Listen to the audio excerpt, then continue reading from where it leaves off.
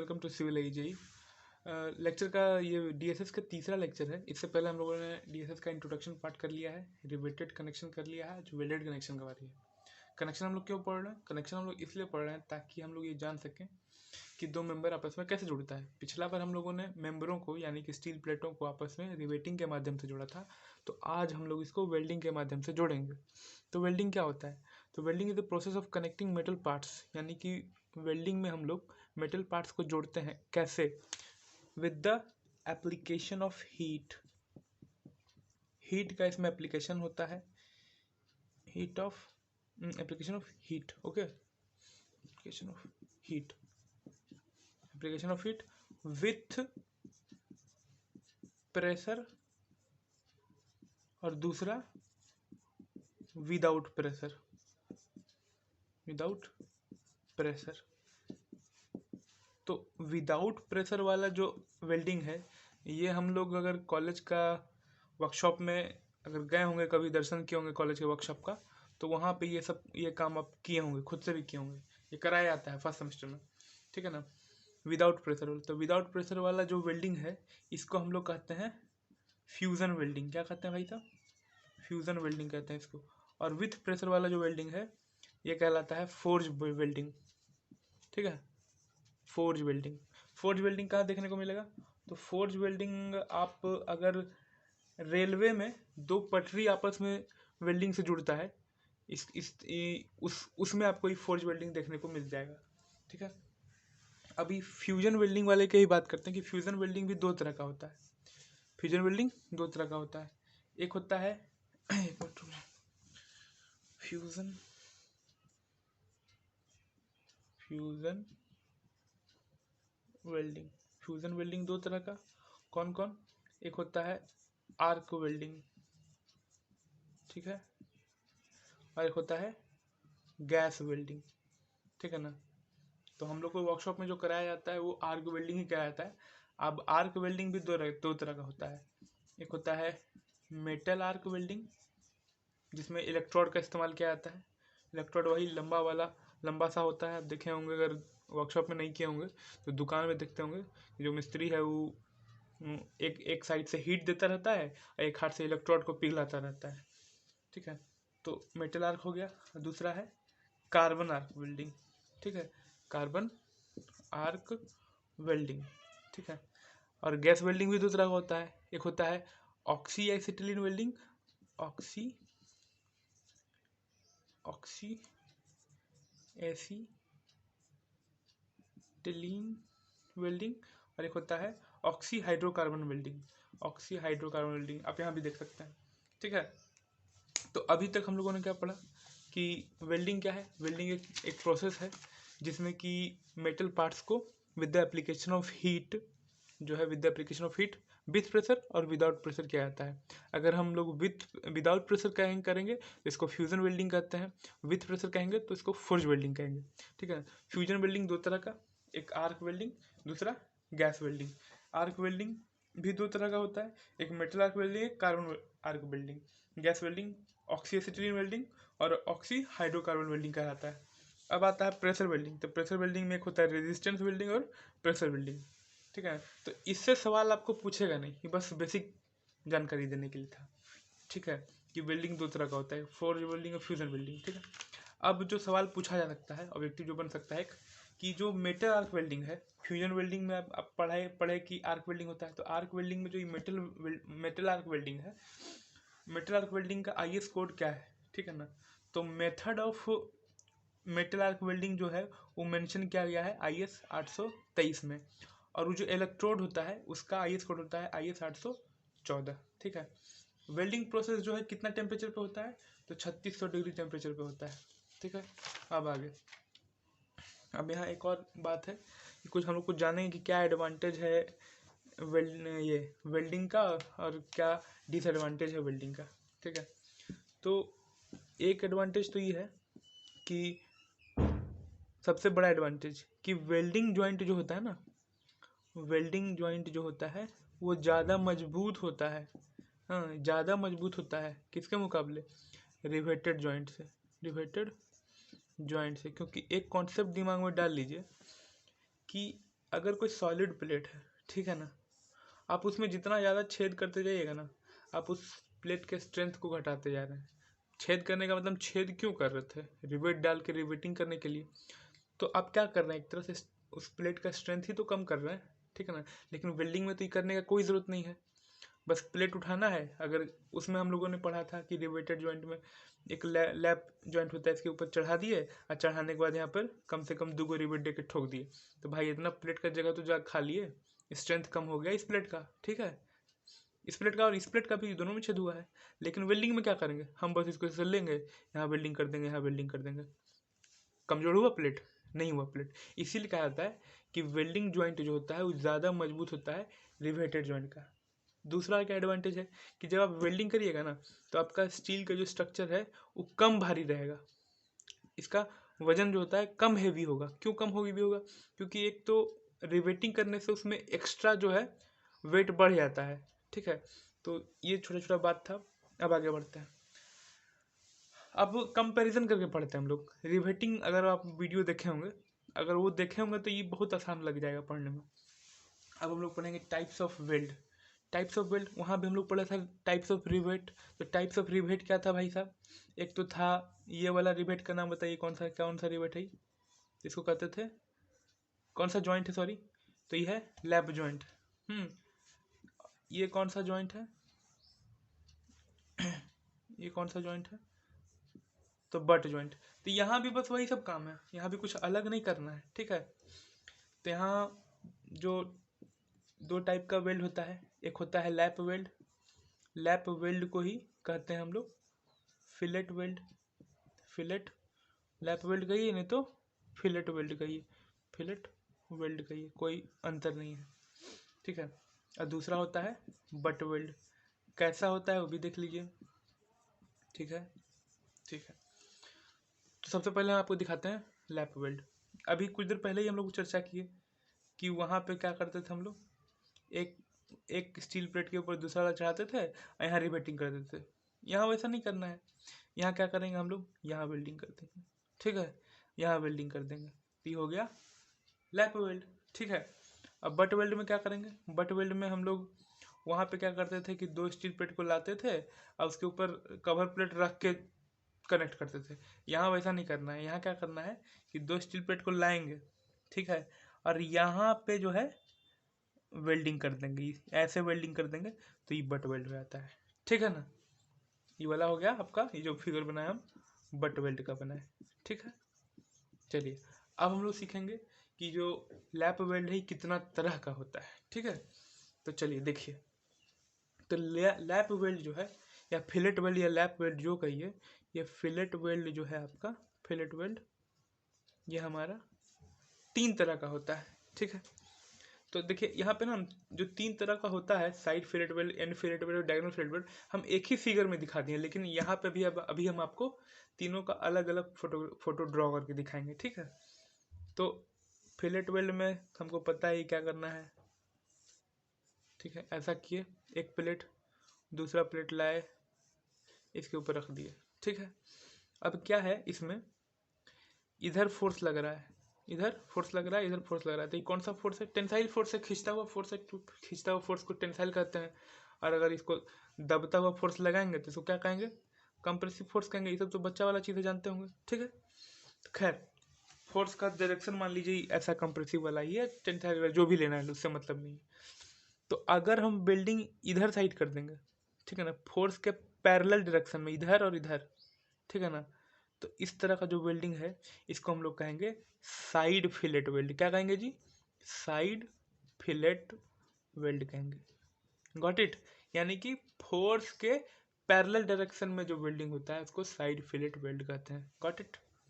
दूसरा फिगर में आते हैं, फिर एगो फिर लैप वेल्ड बनाते हैं या फिलेट वेल्ड बनाते हैं, एक ही बात हुआ, बना दिए।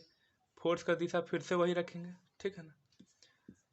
तो अबरी जो है वेल्डिंग सिर्फ अगर हम यहाँ पे करें, ठीक है ना, यानी कि फोर्स के परपेंडिकुलर डायरेक्शन में, तो इस तरह का जो फिलेट वेल्ड है इसको हम लोग कहते हैं एंड फिलेट वेल्ड। क्या कहते हैं जी?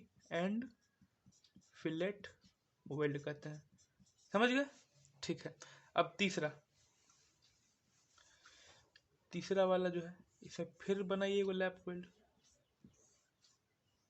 ठीक है ना।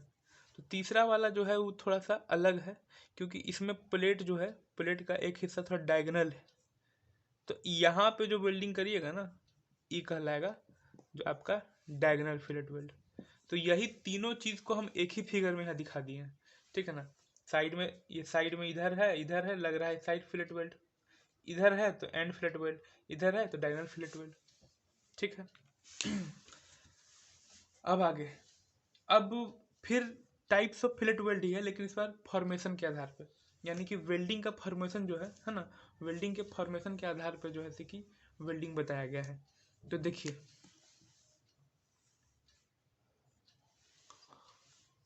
यहाँ एक प्लेट है, यहाँ एक प्लेट है, ठीक है ना।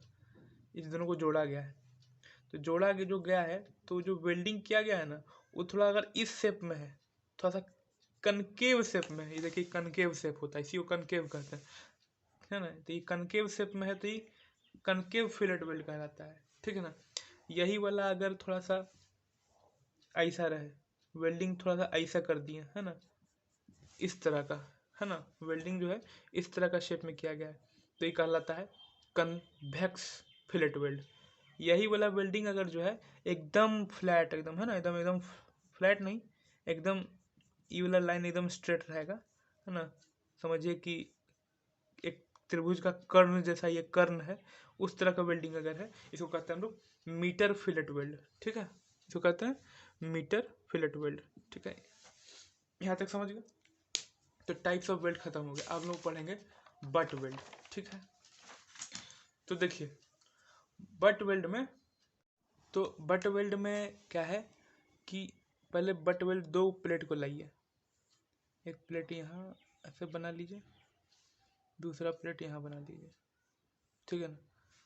अब इसको थोड़ा 3D फिगर इमेजिन करिए, तब समझ में आएगा बात।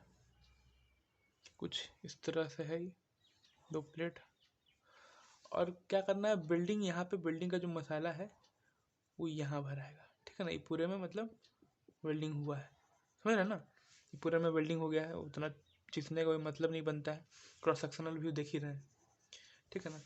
तो ई वाला जो वेल्डिंग है, ई वाला वेल्डिंग, इसको हम लोग कहते हैं स्क्वायर वेल्डिंग, है ना। अगर एक तरह का स्क्वायर बना है ना, तो ये कहलाता है स्क्वायर वेल्डिंग, ठीक है। इसके अलावा यहीं पे और डिजाइन पाइए, है ना। अगर ये वेल्डिंग इस तरह से हो, है ना, मतलब मेटल जो है हमारा कुछ इस तरह का काटा गया है लास्ट में, अब फिर जो है वेल्डिंग किया गया है, यहाँ पे वेल्डिंग, ये वाला वेल्डिंग हो रहा है, ये हिस्सा वेल्डिंग हो रहा है, तो इसको कहते हैं हम लोग वी वेल्डिंग, ठीक है। तो ये क्या कहलाएगा, वी शेप का दिख रहा है, तो ये कहलाएगा वी वेल्डिंग। अब एक होता है डबल वी, तो डबल वी, तो अब मेटल कैसा होगा, मेटल कुछ इस तरह से काटा हुआ होगा, इस तरह से काटा है लास्ट में, अब फिर यहाँ पे हम कर देंगे वेल्डिंग, तो ये कहलाता है डबल वी वेल्डिंग, ठीक बात है।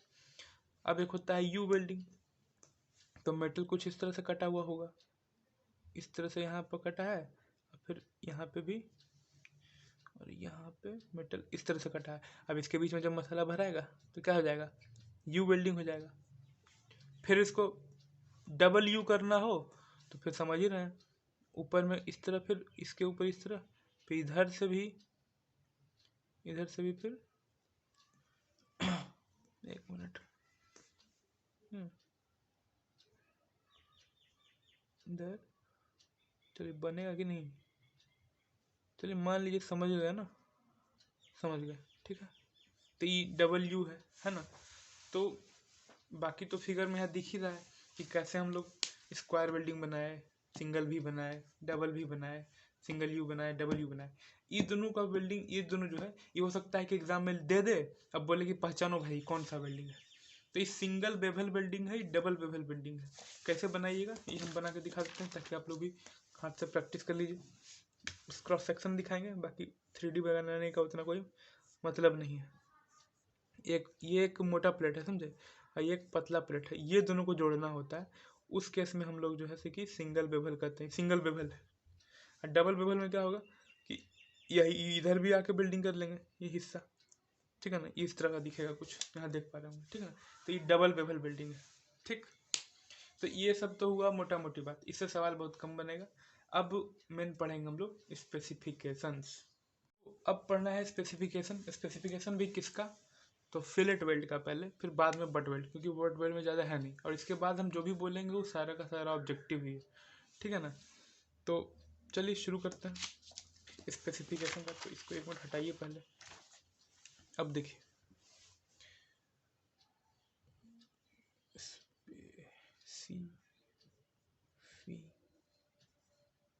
स्पेसिफिकेशन किसका? तो लैप वेल्ड कहिए या बट वेल्ड कहिए, आपकी श्रद्धा।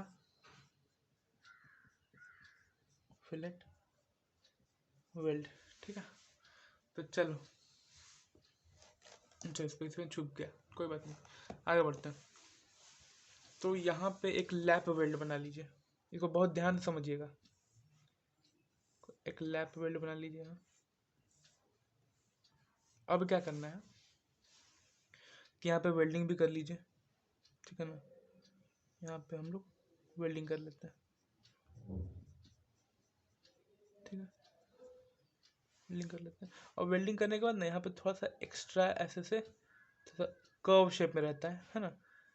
इसका कोई ज़रूरत नहीं है, इसके वेल्डिंग को स्ट्रेंथ देने के काम में ये नहीं आता है। इसको हम लोग एक्स्ट्रा रिइंफोर्समेंट कहते हैं। ये ऊ वाला रिइंफोर्समेंट नहीं है जो आरसीसी में पढ़े हैं, ठीक है ना। इसका नाम है जो एक्स्ट्रा, जो हम लोग कर्व शेप में दे दिए ना, ठीक है ना। तो बस ये बताने के लिए था कि ये एक्स्ट्रा रहता है। अभी अपन लोगों को बस समझने से मतलब है, क्या समझने से मतलब है कि जो मेन काम का जो हिस्सा है, इसका काम का जो इसका हिस्सा होता है वो बिल्कुल इस शेप में होता है, ठीक। अब देखिए कि इसमें क्या है, तो इसको 3D कर लेते हैं, ठीक है। चलिए, ये पूरा वेल्डिंग होता हुआ गया है, एकदम में ऐसा वेल्ड होता हुआ गया है।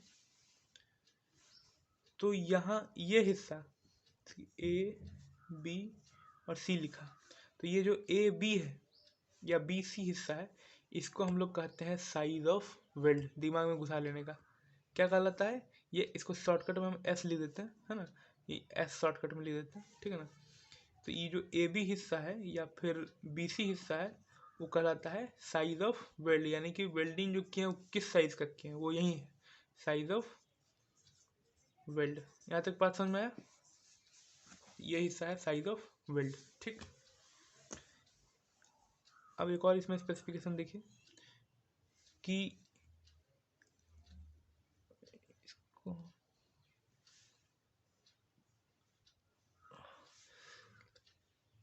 ये जो फिलेट वेल्ड है उसमें ना ये वाला जो हिस्सा होता है, ये जो हम दिखाए हैं, इसको हम आगे ले जाए अगर, है ना, तो ये जो इतना पार्ट है, यही वाला पार्ट को अगर हम यहाँ उठा के ले गए, तो ये जो पार्ट है इसका नाम है थ्रॉट थिकनेस। क्या नाम है इसका?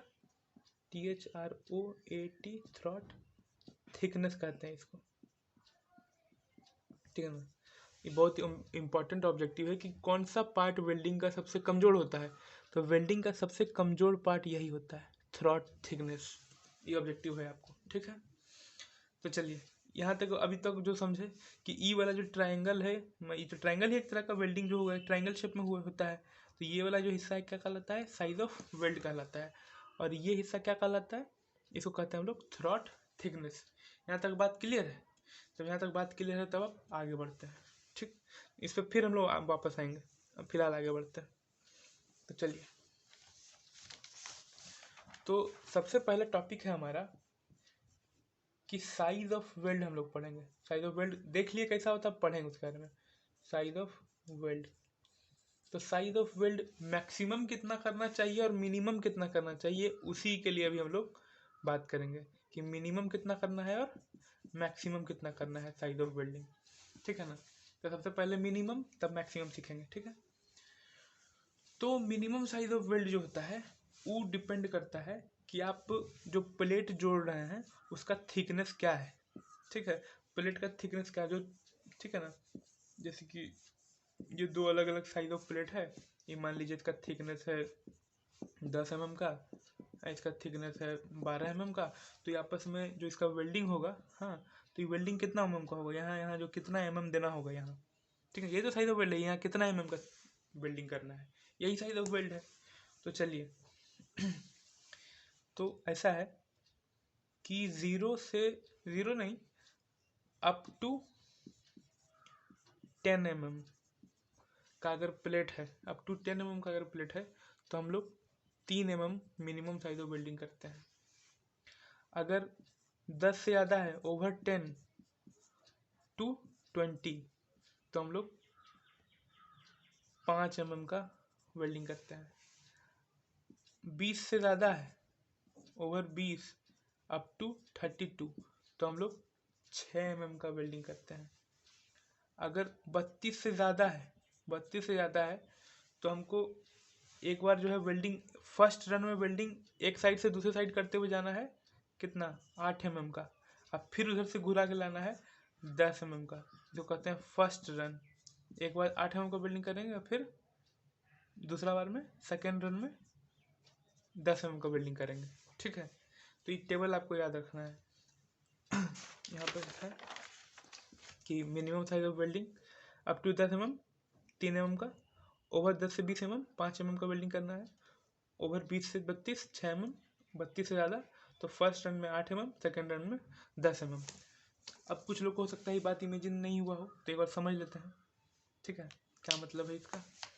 ये तो पहले टेबल आपको याद होना चाहिए, ये टेबल याद होना चाहिए कि कितना से कितना। ठीक है, 10 mm तक 3, 10 से 20 5, 20 से 32 6, 32 से ज़्यादा फर्स्ट रन में 8, सेकेंड रन में 10 mm। ठीक है, अच्छा मान लीजिए अगर समझ में नहीं आती, एक मान लीजिए कि हमको क्या है कि एक ठो 12 mm थिकनेस का प्लेट है। ठीक है, 12 mm थिकनेस का प्लेट है, और एक ठो 8 mm थिकनेस का प्लेट है। तो आप हमको बताइए कि साइज ऑफ वेल्ड क्या होगा, एस का वैल्यू कितना होगा, यानी कि यहाँ से यहाँ तक जितना भी वेल्डिंग होगा, है ना, वेल्डिंग कर दिए हैं, तो ये मिनिमम कितना होगा यहाँ से यहाँ तक, या कहा जाए यहाँ से यहाँ तक कितना होगा। ठीक है ना, तो टेबल आपके सामने है, आप बताना है आपको कि क्या होगा।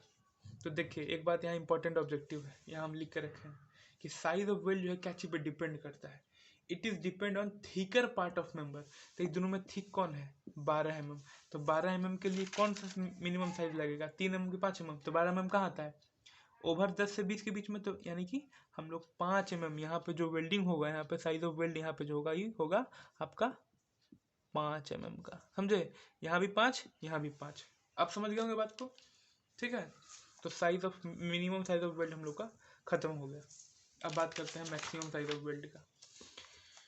तो मैं कहेंगे maximum size of weld, maximum, minimum हो गया, मैक्सिमम का बात करेंगे। तो मैक्सिमम साइज ऑफ वेल्ड में 2 केस है, यानी कि 2 क्राइटेरिया है। एक क्राइटेरिया तब है जब 2 ऐसा प्लेट, यानी कि 2 फ्लैट प्लेट आपस में जुड़ रहा है, तो बोला कि मैक्सिमम साइज ऑफ वेल्ड क्या हो सकता है।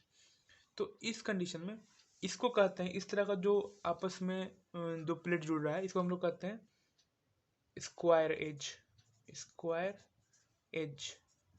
ठीक है, तो स्क्वायर एज के केस में मैक्सिमम जो वेल्डिंग होता है उसको कहते हैं हम लोग, उसका फॉर्मूला है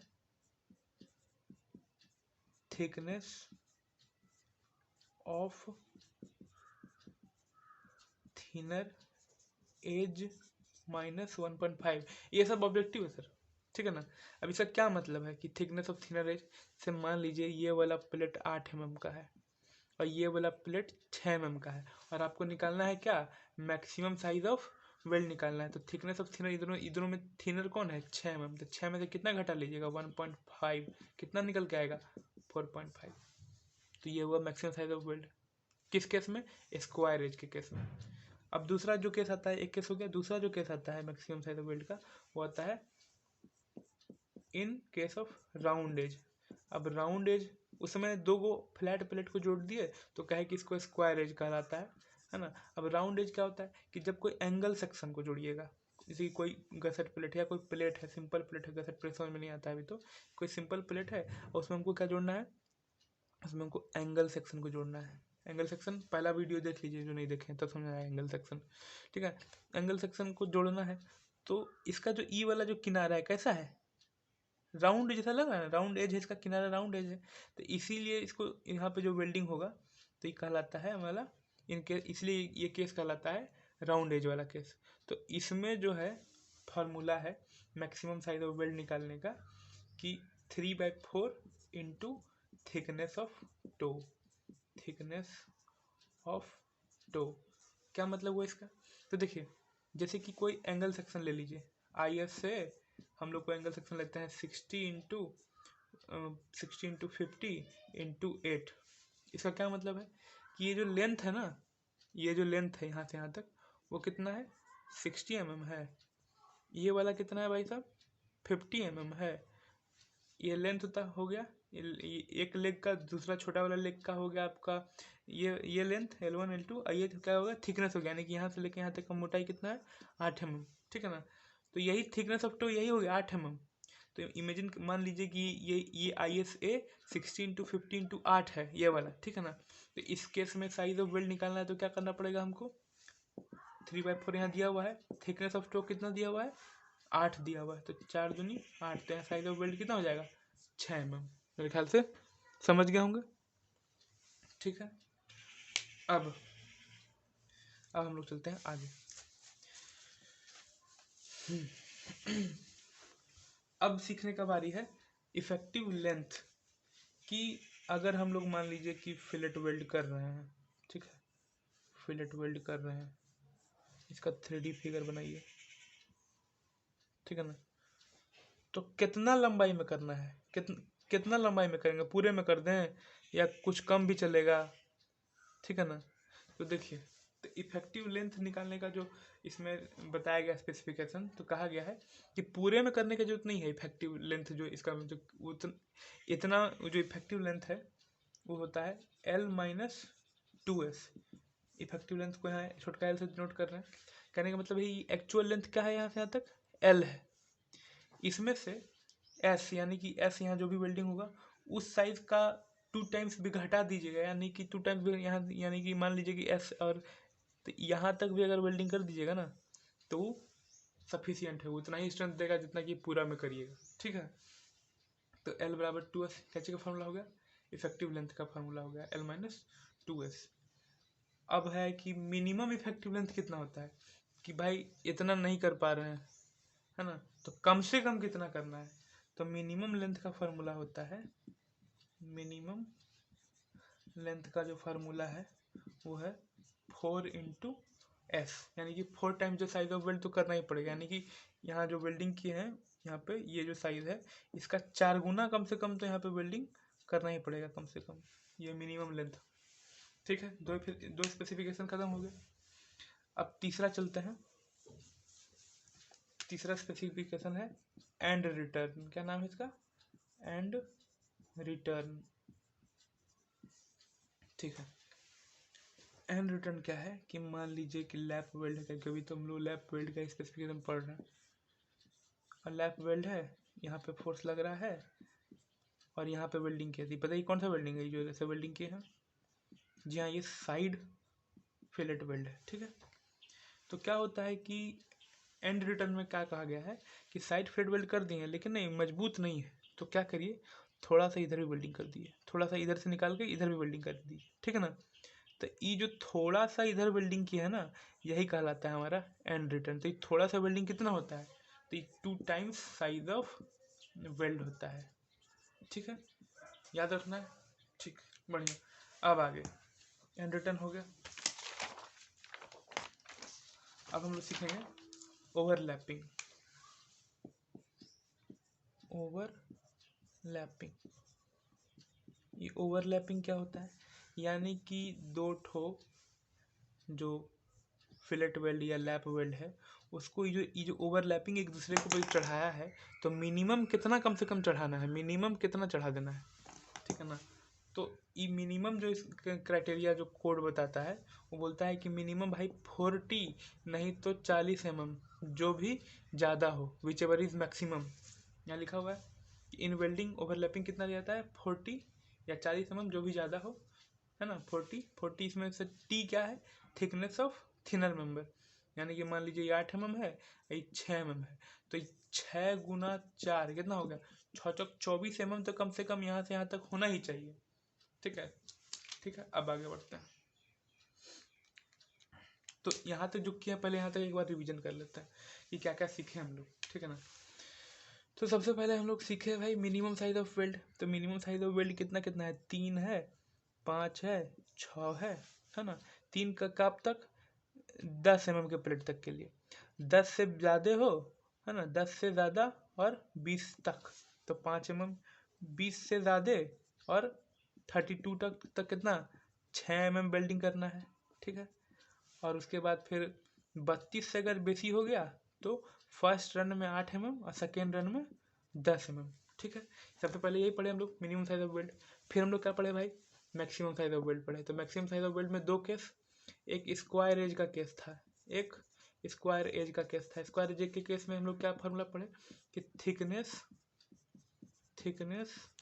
ऑफ थिनर प्लेट माइनस कितना, 1.5, ठीक है। फिर क्या पढ़े, दूसरा केस क्या था मैक्सिमम में, ये मैक्सिमम साइज ऑफ वेल्ड का in case of round edge के केस में क्या था भाई साहब हमारा वो क्राइटेरिया, तो 3/4 इंटू थिकनेस ऑफ टो, ये सारा का सारा ऑब्जेक्टिव है भाई, ठीक है। फिर हम लोग क्या पढ़े, इसके बाद हम लोग पढ़े क्या बोलते हैं ओवरलैपिंग। तो ओवरलैपिंग कितना था, ओवरलैपिंग के केस में कितना ओवरलैप करना है, कम से कम ओवरलैपिंग करना है कम से कम 40 नहीं तो 40 mm। और क्या पढ़े फिर हम लोग, एंड रिटर्न पढ़े। तो एंड रिटर्न कितना होता है कम से कम, एंड रिटर्न 2 × s। फिर क्या पढ़े, इफेक्टिव लेंथ पढ़े बस, है ना, इफेक्टिव लेंथ। तो इफेक्टिव लेंथ मैक्सिमम कितना होता है, मैक्सिमम होता है इफेक्टिव लेंथ L-2s। मिनिमम कितना इफेक्टिव लेंथ होता है, 4 टाइम्स साइज ऑफ वेल्ड, है ना, ये भी S साइज ऑफ वेल्ड ही है, ठीक है। चलिए यहाँ तक हो गया, अब आगे बढ़ते हैं। अब हम लोग पढ़ेंगे एक और है इसमें क्राइटेरिया, साइड फिलेट वेल्ड का क्राइटेरिया है, थोड़ा सा ध्यान से इसको देखिएगा। अभी तक पूछा नहीं गया है बहुत सारा एग्जाम में, लेकिन पूछने को पूछ सकता है। तो देखिए इसमें साइड फिलेट वेल्ड जो होता है उसमें क्राइटेरिया क्या है, पहले साइड फिलेट वेल्ड बना दीजिए, ठीक है ना। इसका कुछ नाम दे दीजिए, मान लीजिए इसका नाम दे दिए हम A और यहाँ तक का नाम दे दीजिए B। तो कहता है क्राइटेरिया कि ये जो B है ना, ये जो B है कभी भी छोटा नहीं होना चाहिए किससे, A से। सही बात है, ये B अगर A से छोटा हो जाएगा तो कितना अजीब लगेगा, सोचिए, खुद सोचिए। देखिए तो पहला क्राइटेरिया है कि जो B वाला लेंथ है, ये B लेंथ जो है कभी भी इस A लेंथ से छोटा नहीं होना चाहिए। फिर अब इसके बारे में बात हो रहा है कि ये जो A लेंथ है ये कभी भी बड़ा नहीं होना चाहिए, ये कभी भी बड़ा नहीं होना चाहिए किसका, ये जो थिकनेस ऑफ थिनर, ये दोनों में से जो पतला होगा वो प्लेट के मेंबर के 16 गुना से कभी भी बड़ा नहीं होना चाहिए। तो ये एक तो साइड फिलेट वेल्ड का क्राइटेरिया है, इसको याद रखिएगा। अब आगे बढ़ते हैं। अब आता है पिच। तो जो पिच आप रिवेट में पढ़े थे ना, रिवेट में वही पिच का काम यहाँ भी होगा, है ना। पिच का मतलब अगर नहीं समझे तो समझिए फिर से, इसमें पिचिंग कैसे होगा, उसमें तो समझ गए थे पिचिंग, इसमें पिचिंग कैसे होगा देखिए। तो यहाँ भी पिचिंग हो जाएगा, ऐसा फिर बनाइए, थोड़ा इसको भी 3D बनाने का प्रयास करिए इसको, ठीक है। तो क्या है कि एक बार यहाँ वेल्डिंग कर दिए, ठीक है, यहाँ वेल्डिंग कर दिए, तो ये बीच में जो वेल्डिंग जो नहीं किया है ना, ये जो हिस्सा, ये जो नहीं किए हैं यही तो पिच है। फिर आगे है ना, तो यही तो बोला कि मैक्सिमम कितना छोड़ना है, फिर वही जो वहाँ सीखे थे। तो क्या सीखे थे वहाँ पिचिंग के केस में, तो वहाँ सीखे थे हम लोग कि अगर कंप्रेशन मेंबर है, फॉर कंप्रेशन, है ना, फॉर कंप्रेशन मेंबर में कितना मैक्सिमम पिच होता है, तो 12T, यानी कि 12T में थिकनेस ऑफ प्लेट, और नहीं तो 200 mm इसमें से जो कम हो। और टेंशन मेंबर के लिए क्या सीखे थे, for tension member, tension member के लिए जो पिच होता है 16T, नहीं तो 200 mm, जो भी इसमें से कम हो। ठीक है, बढ़िया। और कंप्रेशन टेंशन तो सब फील कर पा रहे हैं ना, कैसे कैसे लगता है इसमें। अगर इस पे लोड ऐसे खिंचाई तो टेंशन मेंबर है ना, और अगर लोड जो है इसमें ऐसे लगे तो ये कंप्रेशन मेंबर। ठीक है, अब आगे, अब एक और टॉपिक है ट्रांसवर्स स्पेसिंग का। ट्रांसवर्स स्पेसिंग ये सेम वैसा ही है जैसा कि वहाँ पर हम लोग टैकिंग रिवेट करते थे।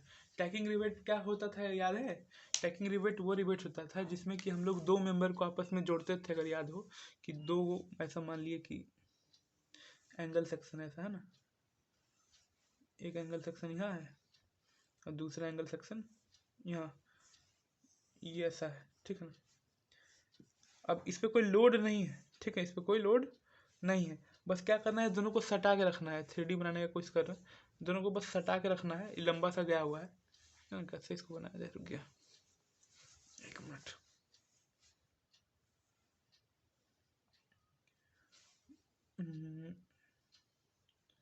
एंगल सेक्शन बनाए हैं और जो जैसे कि ऐसा है। अब क्या करना है, दोनों को सटा के रखना है। तो यहाँ पे रिवेट मार देंगे, टच कर देंगे, है ना। नहीं समझ में आ रहा है तो दो पेज का इस्तेमाल करिए।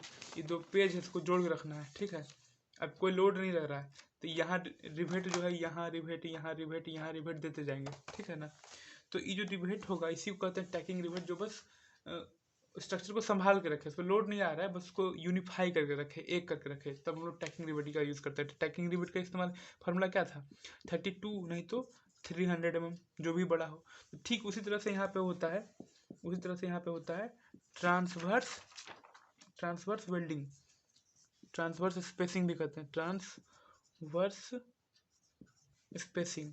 तो उसका भी वैल्यू वही है जो वहाँ है, 32T नहीं तो 300 mm, जो भी इसमें से बड़ा हो।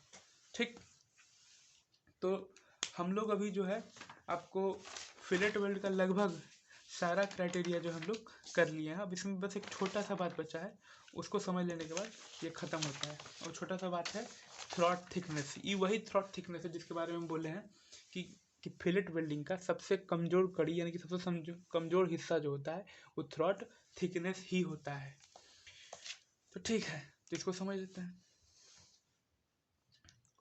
थ्रॉट थिकनेस, ठीक है, चारों थ्रॉट थिकनेस।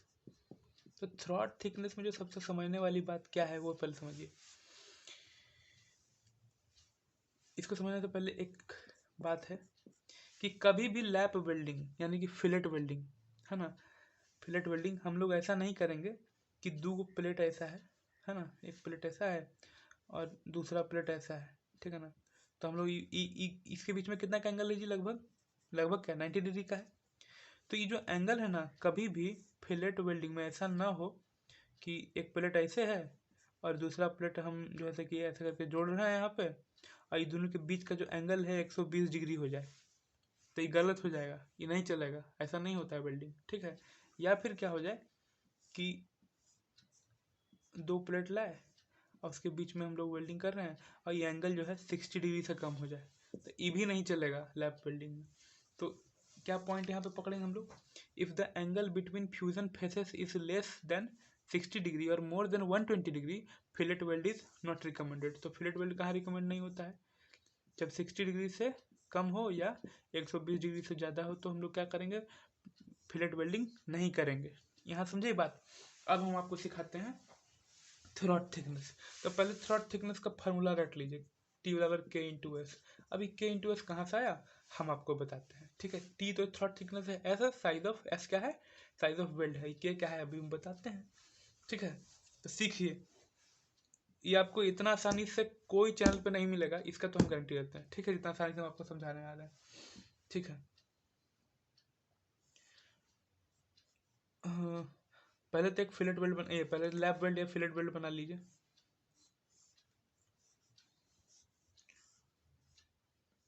ठीक है, वेल्डिंग भी कर दीजिए, यहाँ वेल्डिंग हो गया है, ये दोनों बराबर रहेगा, एस है ना, एस एस बराबर है, नहीं समझिएगा कि बेसी हो गया तो। ठीक है, और यहाँ पे टी है, ई वाले ट्रायंगल को उठा के यहाँ लाइए, ठीक है, यहाँ ले आइए।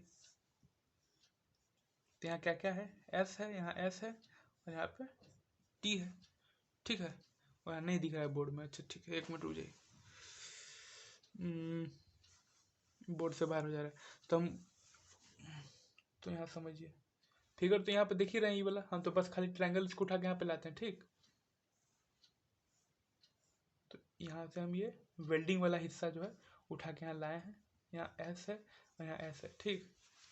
अब इसका एरिया निकाल ली, कैसा है, ट्रायंगल है, ट्रायंगल का एरिया क्या होता है, half into base into height. Half base कितना है एस, हाइट क्या है एस, कितना निकल के आया area, half into S square, यही निकल के आया ना।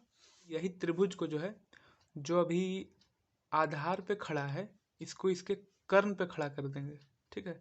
तो कर्ण पे खड़ा कर देंगे तो कुछ इस तरह का दिखेगा, यहाँ एस, यहाँ भी एस और यहाँ टी। अब इसका एरिया लिखेंगे, तो एरिया क्या होता है, half into base into height. तो बेस तो है ही नहीं, तो बेस नहीं है यहाँ पे, तो हम बेस तो निकाल ही सकते हैं, क्योंकि इस फिगर में देखिए कि यहाँ लंब है, आधार है, जब लंब और आधार हो तो कर्ण तो निकल ही जाएगा।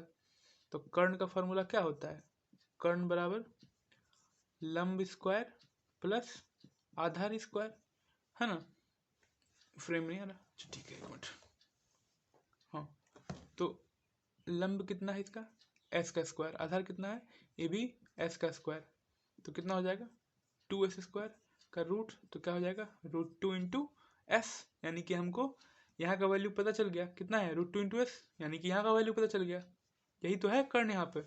तो वैल्यू आ गया √2 इंटू एस, ठीक है। अब निकालिए इसका क्षेत्रफल, half into base into height, height कितना है टी है, बेस √2 इंटू एस है। अब चूंकि दोनों एक ही त्रिभुज का एरिया है, तो दोनों को बराबर लिख सकते हैं, हाफ एस स्क्वायर बराबर half √2 into S into T, ठीक है। हाफ हाफ कटा दीजिए, एक एस से दूसरा एस चला गया, क्या बचा, एस बराबर √2 इंटू टी, ठीक है। अब यहाँ एक ऑब्जेक्टिव तो बन गया s/t बराबर √2, ये एक ऑब्जेक्टिव बन गया, ठीक है। दूसरा ऑब्जेक्टिव जो काम का है वो बन जाएगा कि आप s को इधर ले आइए, ठीक है ना। तो क्या हो जाएगा यहाँ पे 1/√2 t/s, ऐसा कर सकते हैं, बिल्कुल कर सकते हैं। ये 1/√2 का वैल्यू जो है वो होता है 0.7, ठीक है। इसको कैलकुलेट करिएगा तो इतना ही आएगा, तो t बराबर यहाँ s हो जाएगा। अब क्या करिए, ये t बराबर क्या हो जाएगा 0.7 इंटू एस, है ना, यहाँ नहीं दिख रहा है, वो देख लीजिए, ये t बराबर क्या हो जाएगा 0.7 इंटू एस, ठीक है ना। तो यही जो 0.7 है ये कांस्टेंट है, ठीक है ना। ये कांस्टेंट कब आया है, जब हम लोग के जब दो प्लेट को वेल्डिंग कर रहे हैं और उसके बीच जो फ्यूजन फेसेस है, फ्यूजन फेसेस मतलब ये और ये के बीच जो एंगल हो वो 60 से 90 डिग्री के बीच में हो, तो वैल्यू 0.7 आता है, ठीक है ना।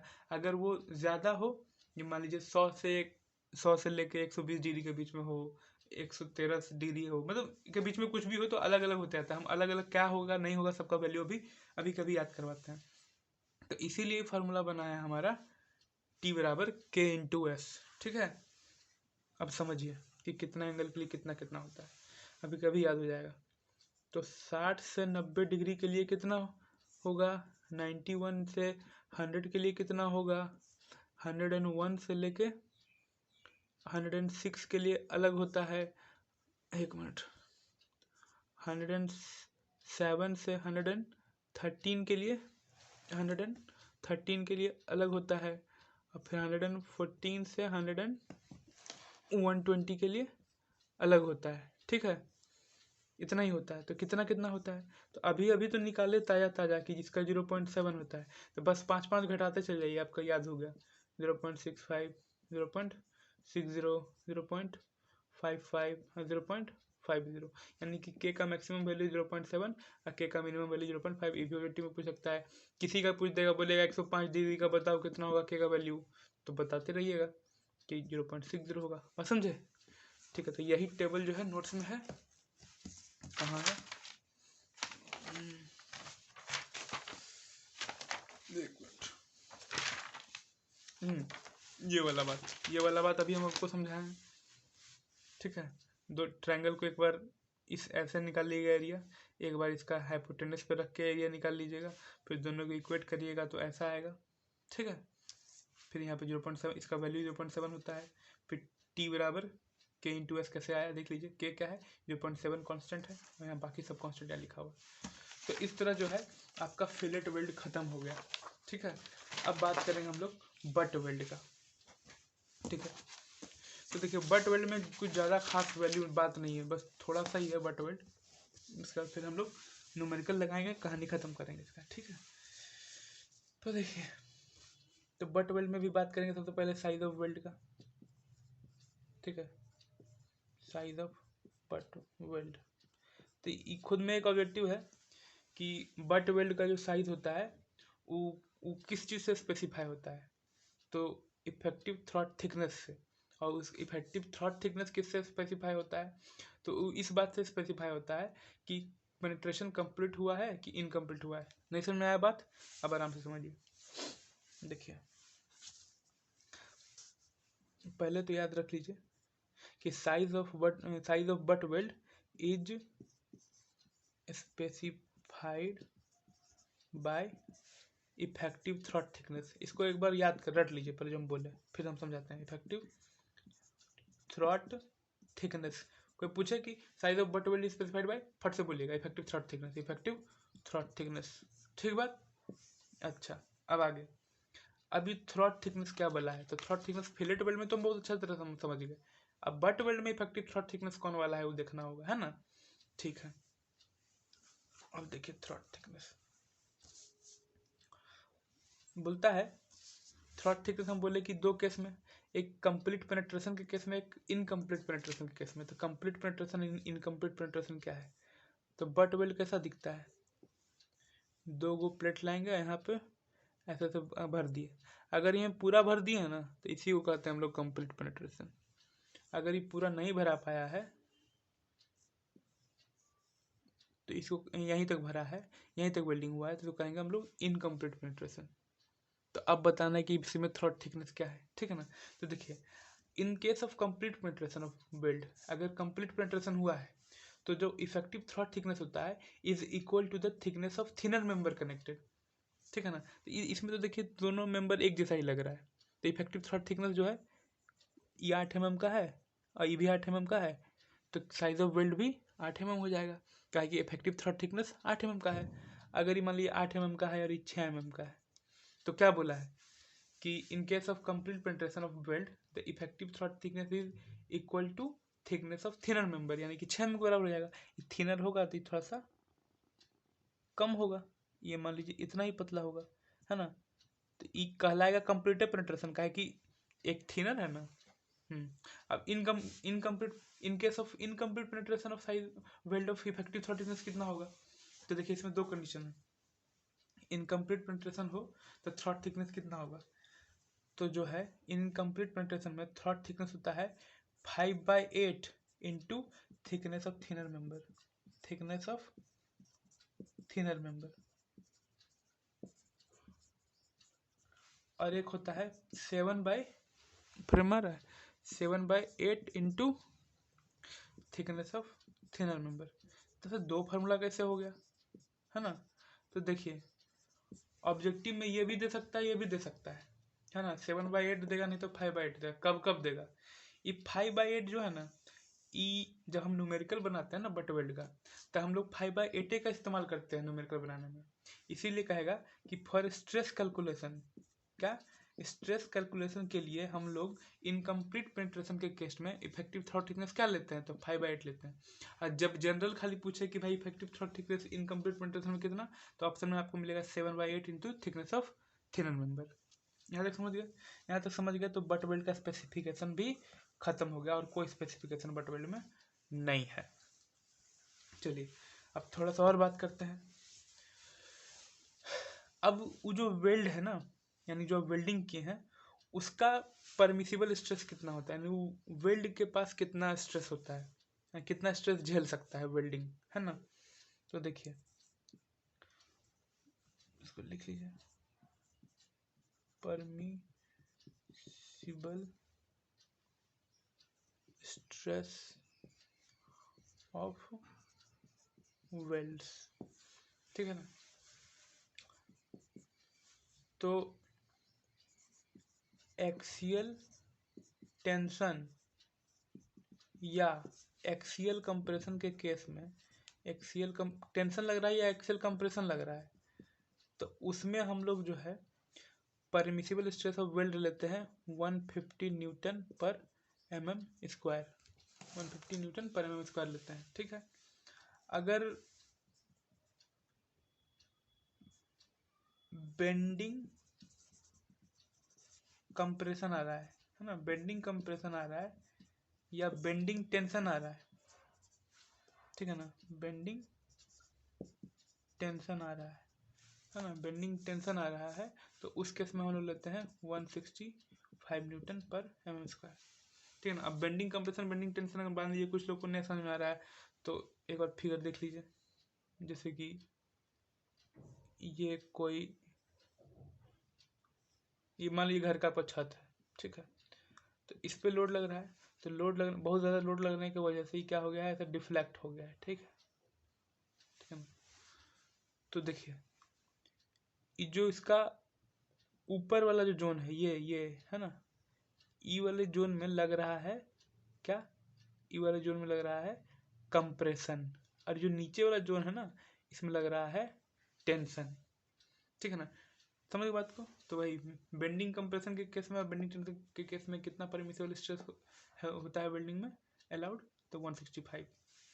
एक और लास्ट टॉपिक है कि शियर स्ट्रेस कितना अलाउड होता है मैक्सिमम, ठीक है ना। तो वेल्डिंग के केस में शियर स्ट्रेस अलाउड होता है 108 न्यूटन पर mm स्क्वायर, ठीक। यहाँ तक बात ठीक। अब इससे ज़्यादा ही जो इम्पोर्टेंट ऑब्जेक्टिव है इसमें जो पूछता है वो पूछता है कि अगर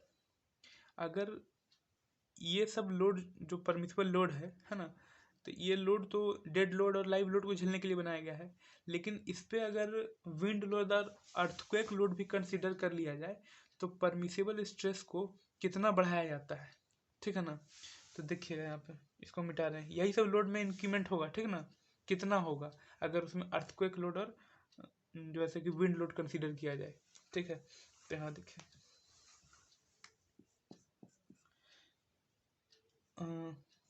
when wind load and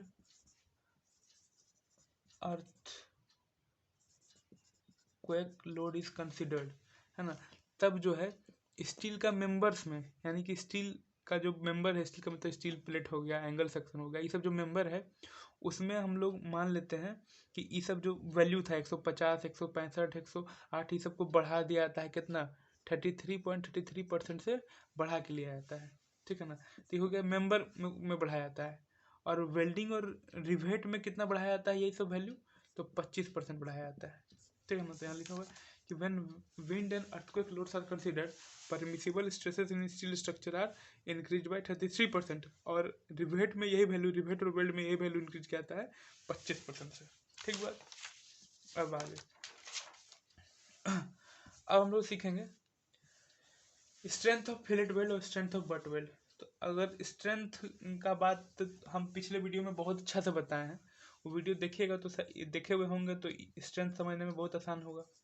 strength क्या फॉर्मूला क्या बताया था भाई, स्ट्रेंथ बराबर क्या होता है, स्ट्रेस इनटू एरिया, सिखा दिए हम पहले अगर याद हो तो, है ना। ये कहाँ से आया है, यहाँ से आया है कि हम लोग जानते हैं कि स्ट्रेस बराबर क्या होता है, फोर्स बाय एरिया होता है, ठीक है ना।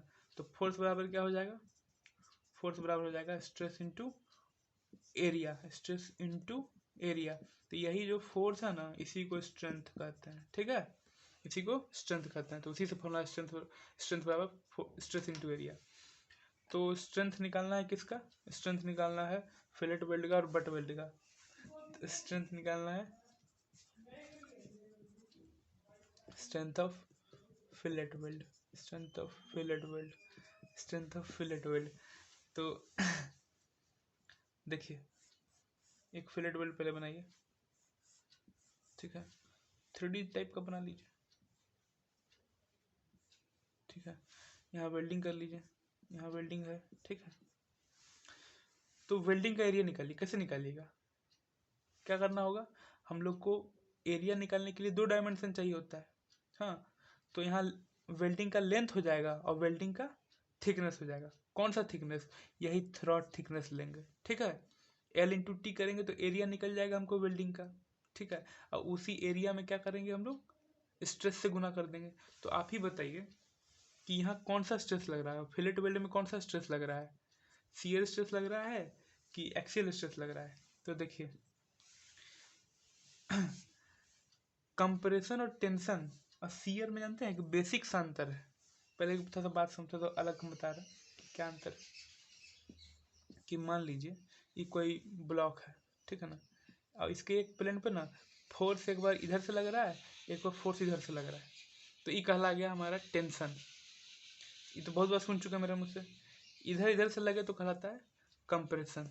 लेकिन जानते हैं फोर्स का ना खाली प्लेन को थोड़ा सा, एगो प्लेन ऊपर है, एगो प्लेन थोड़ा सा प्लेन के ऊपर कर दीजिए फोर्स, या समझ बात करो, यानी कि थोड़ा सा ऊपर नीचे कर होगा फोर्स, है ना, तो इस पे लगने लगता है शियर फोर्स, क्योंकि फोर्स पैरेलल हो गया है। जब फोर्स पैरेलल हो जाएगा तो इस पर क्या लगता है, शियर स्ट्रेस लग जाता है। तो हम लोग का ये जो लैप ज्वाइंट है इस पर कौन सी लग रहा है जी, शियर स्ट्रेस ना लग रहा है, ठीक है ना। तो स्ट्रेंथ ऑफ फिलेट वेल्ड निकालेंगे तो फॉर्मूला क्या है, स्ट्रेस इंटू एरिया है, स्ट्रेस इंटू एरिया। एरिया किस कौन वाला लेना है, L×T लेना है ना। लेंथ, जितना लेंथ में फिलेट वेल्डिंग हुआ है, और थ्रॉट थिकनेस, और स्ट्रेस कौन सा, शियर स्ट्रेस। शियर स्ट्रेस को कैसे नोट करते हैं, टाउ VF से। एक फॉर्मूला निकल गया का strength of fillet weld. Clear है। अब आगे, अब strength of butt weld, strength of butt weld, फिर वही बात है ना। बट वेल्ड का फोटो बनाइए,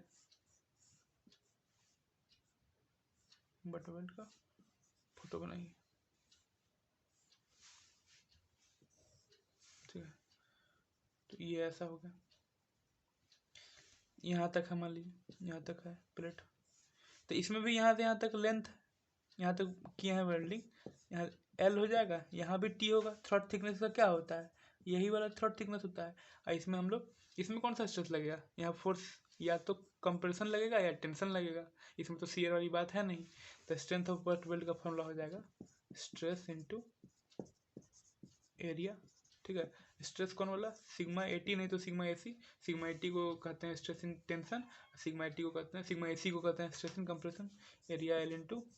तो स्ट्रेंथ ऑफ बट वेल्ड भी कंप्लीट हो गया। न्यूमेरिकल बनाएंगे तो हम लोग को एक कॉन्सेप्ट क्लियर हो जाएगा फिलेट वेल्ड का और बट वेल्ड का। तो एक क्वेश्चन है कि calculate the strength of 6 mm fillet weld of 200 mm या 200 mm length when the permissible shear stress in weld is 108 mm। बोला फिलेट वेल्ड है, ठीक है ना। तो फिलेट वेल्ड में जो लेंथ दिया है, लेंथ का वैल्यू दे दिया है भाई 200 mm दे दिया है, और 6 mm फिलेट वेल्ड यानी कि साइज ऑफ वेल्ड दिया है 6 mm, ठीक है। और बोल रहा है कि टाउ VF का वैल्यू भी दे दिए हैं, परमिसिबल शियर स्ट्रेस का वैल्यू दे दिए हैं। मांग क्या रहा है, मांग रहा है स्ट्रेंथ ऑफ वेल्ड, ठीक है। तो strength of weld, fillet weld का फॉर्मूला क्या होता है, tau VF into L into T। तो T तो हमको दिया ही नहीं, तो T वाला फॉर्मूला क्या होता है, K इंटू S, यही होता है ना जी।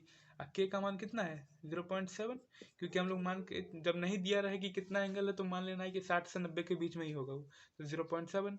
S का वैल्यू कितना है 6, कितना आ गया 4.2 mm आ गया T का वैल्यू, ठीक है।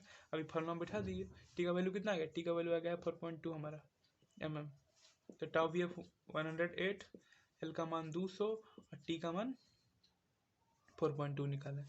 इसको कैलकुलेट करिएगा तो आ जाएगा, जितना भी आएगा वो आएगा न्यूटन आंसर, ठीक है। ये तो फिलेट वेल्ड का क्वेश्चन था। अब एक बट वेल्ड का क्वेश्चन बना लीजिए, ठीक है। तो बट वेल्ड के क्वेश्चन में हम दोनों कंडीशन ले लिए हैं कि एक बार फुली पेनिट्रेटेड है, एक बार फुली पेनिट्रेटेड नहीं है। तो यहाँ देख लीजिए कि 2 प्लेट्स ऑफ साइजेस, 2 प्लेट लिए हैं जिसका साइज 150 इंटू 12 mm का है, ठीक है। Are to be joint by butt welding, butt welding से जुड़ना है। तो स्ट्रेंथ, फाइंड द स्ट्रेंथ जब फुली पेनिट्रेटेड हो, जब पार्सली पेनिट्रेटेड हो। तो कैसे करेंगे, तो 2 प्लेट ऐसे लिए, है ना। बताया भाई कि यहाँ से लेके यहाँ तक 150 है और थिकनेस कितना है 12 है, नहीं ना। ये लेंथ हो गया, ये थिकनेस हो गया इसका, ठीक है। तो अब क्या करना है कि दोनों को बट वेल्डिंग करना है, एक फुली पेनिट्रेट करके एक पार्शली पेनिट्रेट करके। तो दिया क्या क्या है, एल तो चलो मिल गया, टी भी मिल गया, क्योंकि इसमें जो टी होता है वही टी होता है, ठीक ना। जो प्लेट का थिकनेस होगा वही इसका थ्रॉट थिकनेस होता है, ठीक बात। अब जब ये फुल्ली पेनिट्रेटेड है तो स्ट्रेंथ क्या हो जाएगा निकालने का इसका, फुल्ली पेनिट्रेशन के केस में sigma 80 into L into T. तो सिग्मा 80 150 होता है, एल का मान कितना है 150 और टी का मान 12। कैलकुलेट करिएगा, जो भी आंसर हो जाए सीधे आपका आंसर आ जाएगा। अब मेन सीखना है कि जब पार्सली पेनिट्रेट हो, जब पार्सली पेनिट्रेट हो तो फॉर्मूला क्या होता है 5/8 into thickness of thinner plate, तब हमको निकल के आएगा टी का वैल्यू इसमें, है ना।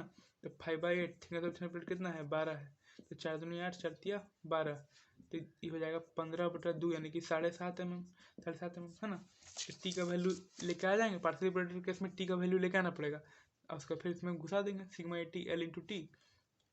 सिग्मा 80 का वैल्यू 150, एल का वैल्यू 150, टी का वैल्यू 1.5, ठीक है। तो मेरे ख्याल से ये सेशन ख़त्म होता है। अब अगला सेशन हम लोग मिलेंगे टेंशन मेंबर में, तब तक के लिए गुड बाय।